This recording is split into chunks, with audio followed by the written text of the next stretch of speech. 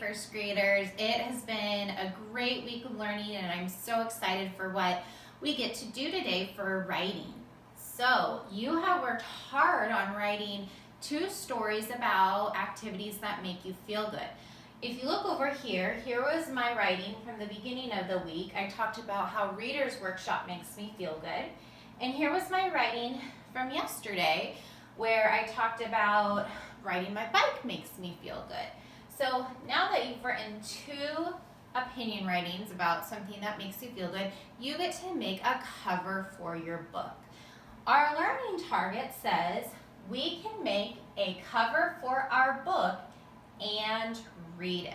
So part of your learning target today is going to be reading what you wrote to someone in your family and recording it so you can share it with your teacher.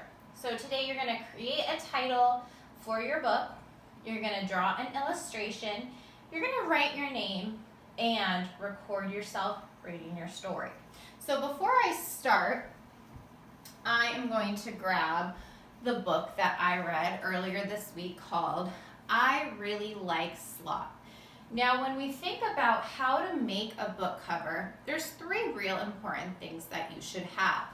The first thing that book covers should include is a title. So if you look at this book, we can see the title says, I really like sloth, and it's nice and big so the reader can see it. The next thing a book cover should have is an illustration, and the illustration should have something to do with your story. So this book is about sloth, and you can see the illustration is Piggy making that sloth. The last thing your book cover should have is the author's name, so people know who wrote it. So the author of this book is Mo Willems. So at the bottom it says by Mo Willems. So today you're going to write a title for your book, which will include both stories that you wrote.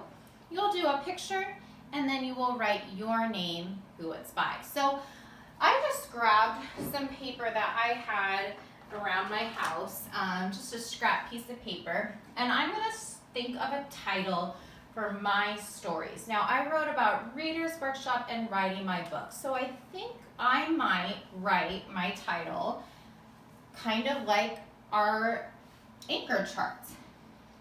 Activities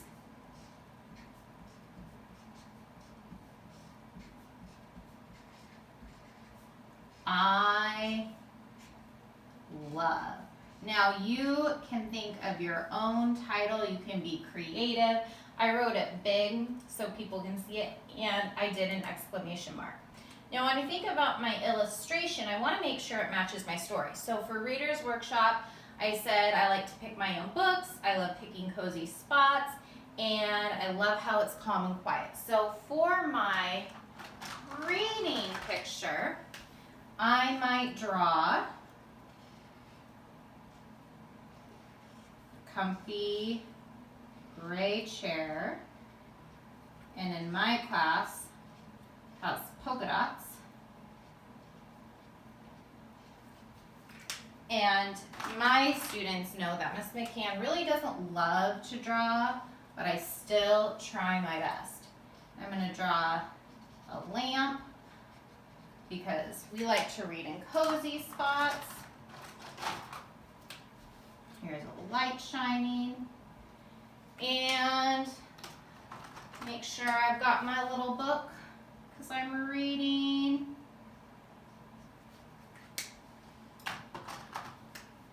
And I know this is kind of quick for the video, so you will take your time.